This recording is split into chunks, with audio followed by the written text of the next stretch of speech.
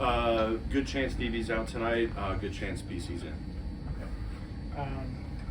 What sort of challenges does Indiana present, and how do things change without Halliburton there? I mean, highly competitive team. Obviously, Halliburton means so much to the Pacers. When he's been out early in the season, they've got a lot of guys that step up and have played extremely well in his absence.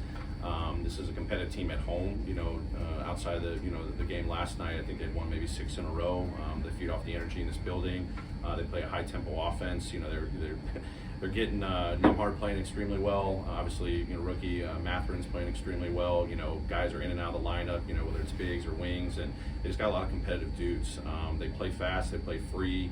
Obviously, they score a lot in the paint. They score from a lot from the 3-point line, but they play aggressively in transition. Defensive, as I mentioned a moment ago, it's the steals, it's on the perimeter, it's the rotations, active defenders. You see TJ McConnell out there, he sets a tone. Big time spark coming off the bench, Brissett as well. Jackson with his blocking ability, I think he had 7 blocks last night. So they play complementary basketball on both sides of the floor. And with Dylan, is that an injury that you're concerned about moving forward, or where does that No, it's just being smart. I mean, obviously he's done a lot and wore a lot, the last couple of weeks, midpoint of the season, just something we want to be conscious for. This is not anything lingering whatsoever. What have you been able to see so far? There haven't been a ton of games where Halliburton's been out, but I mean, this is last night. I think it was the 3rd all season. What is different? Obviously, they want to do the same thing as far as pushing the pace, but how do they function differently? Well, I don't think they drastically change, their system.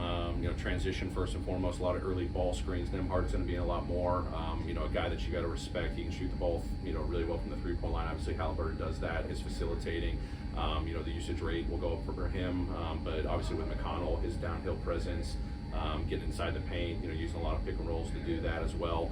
Matherin, he does the exact same thing, whether it's early ball screens or some of the sets that they run for him. So I don't see anything drastically different. Just guys in different spots for sure. So it's just a credit to them that when guys are in and out of the lineup, they still play at a high level.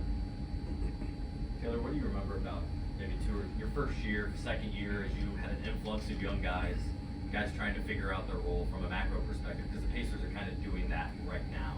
What were some of those challenges to come together and gel with all the inexperienced young guys and then a couple veterans? Yeah, I mean, you obviously want to be intentional about the culture you build, the system that you build, but, my main focus the first couple of years, and still doing it now with bringing more young guys into the fold, is just let it take its natural course. We have a standard and expectation of how we want to play and work every single day. And then you don't want to get in the way that much. You want the guys to learn from their growth opportunities, learn from mistakes, learn from successes. It takes time. 82 games is a long marathon in the course of the season. There'll be ups and downs for sure as young guys are figuring out, what their role is, where they're having successes, where they got to get better. That's kind of been my big focus, to let these guys continue to invest in their individual development. We've got a team, standard that we live by every single day. If the guys can embrace that, they'll flourish in it. What do you suspect this game means to Dez? I mean, I think it means a lot to Dez. Obviously, this is his home region. So many great memories growing up here. This is one, we talk about when guys go back to their home markets, they circle it. I know he's going to have a lot of family and friends here. I think Jake LaRavia is going to have a lot of, family and friends here, so it'll be great for him to experience that. These are the special ones on the calendar. But, I know he's going to go out there and try to play as hard as he can to get the win. Anything else?